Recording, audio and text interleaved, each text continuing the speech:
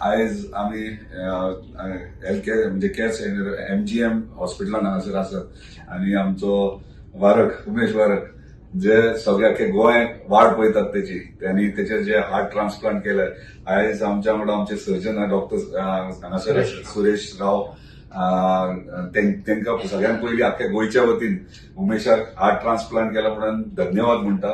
Thank you doctor so much for making giving him a new life actually. खरेंच देवा उपरांत दोतोर म्हणटात म्हणजे ते असे असतात सुरेश रावा सारखे दोतोर असतात जे देवा फाटल्यान ते म्हणजे एक हार्ट दुसऱ्याचे काढून दुसऱ्याच्या शरीरान घालून तेका जिवंत करप खरेंच एक मॅजिक कशें मेरिकल कशें आणि ते आयज तेंच्यांनी करून दाखयला. आणि एंटायर गोंय आणि आमचे स्पेशली पेडणे तालुका प्रेयर करताली वाट पळयताली देवा कडेन मागताली उमेशाचे बरे भशेन सर्जरी जावची आणि तो परत आपल्या पायाचेर उबो रावचो म्हणून. आणि त्या प्रमाणे तो आयज त्याचो डिस्चार्ज पूण तेका आमी हांगा थोडे दीस फक्त ऑब्झर्वेशनात एक हांगासर अपॉइंटमेंट घेवन दवरला कित्याक जस्ट इन केस कितें काय हे जावचें न्हू म्हणून. सो ऑब्झर्वेशना उपरांत म्हाका दिसता एका म्हयन्याक 20 दीस ते एका म्हयन्या उपरांत तो गोंयान येतलो आणि आमी सगळे हॅपी आयज.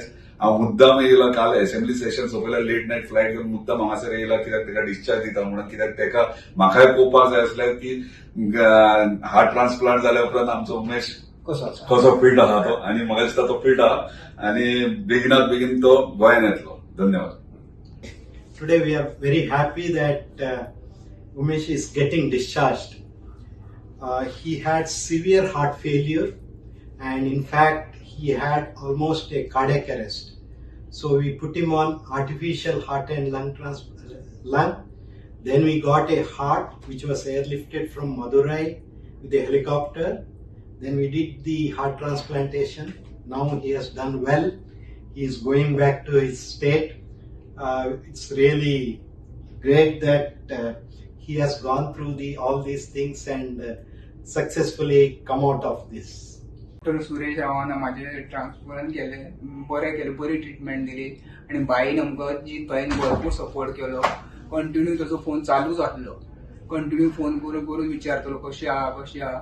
आतां आयज आमकां डिस्चार्ज दिता, बरें आहा, ओके आहा सध्या.